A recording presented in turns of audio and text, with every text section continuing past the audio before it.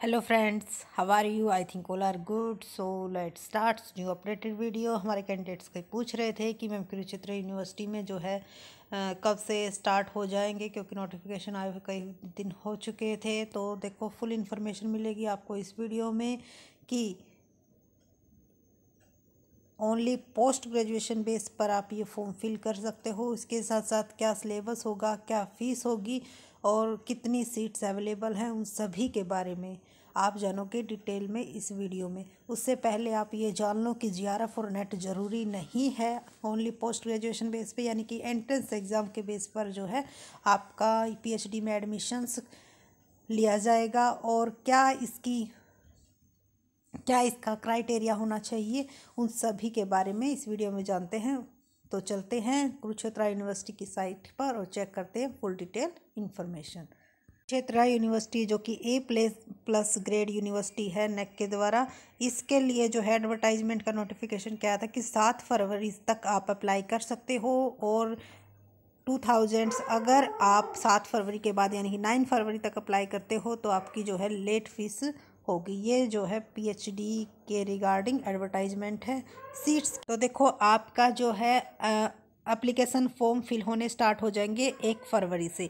यानी कि 1 फरवरी से आपके ट्यूसडे से आपके जो है फॉर्म फिल होने स्टार्ट हो जाएंगे. तो लेट मत कीजिएगा, क्योंकि 7 तारीख के बाद अगर आप 9 तारीख 8 को भी करोगे तो भी आपकी 2000 जो है अदर्स चार्जेस आपके लेट फीस के लग जाएंगे. ये जो है पीएचडी का ऑर्डिनेंस जो कि हमने डाउनलोड कर लिया है, इसमें आपको फुल इंफॉर्मेशन मिल जाएगी रिलेटेड टू पीएचडी. तो शुरू से हम इसको पढ़ते हुए चलेंगे. जो आपके देखो, सबसे पहले है मास्टर डिग्री में आपके जिस सब्जेक्ट से आप करना चाहते हो, मास्टर डिग्री में 55% मार्क्स होने चाहिए. और अगर आपके मार्क्स नहीं दिए हुए तो 7 पॉइंट स्केल आपका होना चाहिए. और जो अदर कैटेगरी हैं उनके 52.25% मार्क्स होने चाहिए. SC ST और BC के. देखो, ये यहाँ पर अलग है क्योंकि अदर कैटेगरी के 50% और जर्नल के 55 मांगे जाते हैं, बट यहाँ पर जो है अदर कैटेगरी के 52.25% मार्क्स मांगे गए हैं.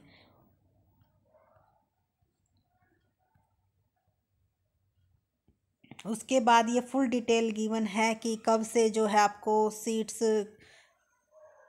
जनवरी में पता चल जाएगी. हाँ, वो जो नोटिफिकेशन डला उसमें आपको मिल जाएगी. Notification of seats on website, March, submission of application form by exempted. तो फुल इसमें गिवन है आपका.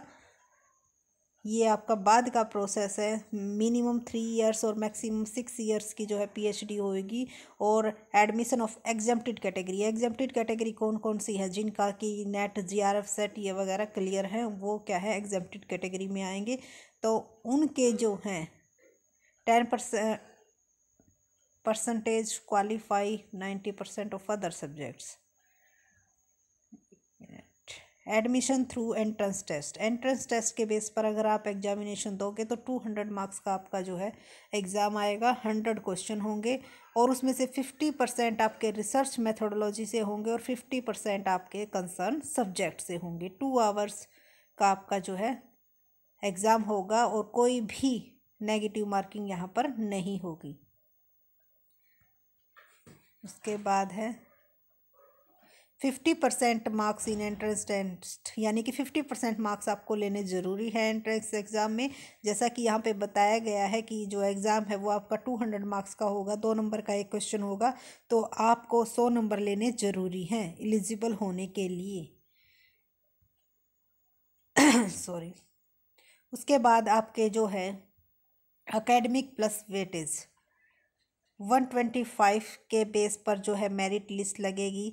100 आपके होंगे एकेडमिक के और 25 की आपको वेटेज किसके बेस पर दी जाएगी? जीआरएफ नेट कैंडिडेट्स हैं. 20 मिलेगी जीआरएफ कैंडिडेट्स को और नेट वालों को मिलेगी 10 और 5 अगर आपके if candidate is project for less than और इक्वल टू 1 ईयर.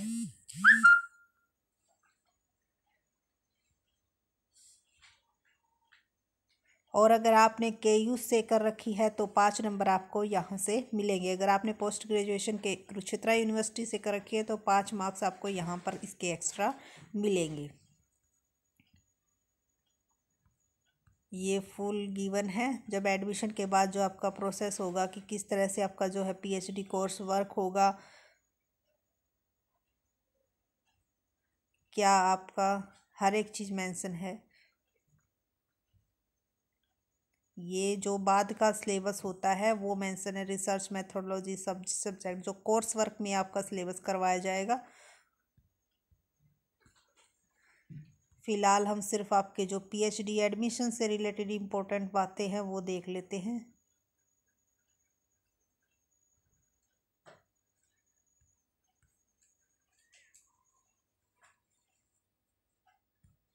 तो fees as per structure notified, यानी कि जो फ़ीस है वो चेंज होती रहती है। तो फ़ीस का यहाँ पे कोई क्राइटेरिया मेंशन नहीं है, बट जहाँ तक अंदाज़ा है 50,000 10,000 कुछ इसके करीब ही यहाँ पर एनुअली फ़ीस चार्ज की जाती है, क्योंकि एक गवर्नमेंट यूनिवर्सिटी है तो फ़ीस काफ़ी कम यहाँ पर चार्ज की जाती है अदर्स प्राइवेट यूनिवर्सिटी के कंपैरिजन में। अब वैकेंट सीट देख लेते हैं कि वैकेंट सीट्स कितनी हैं।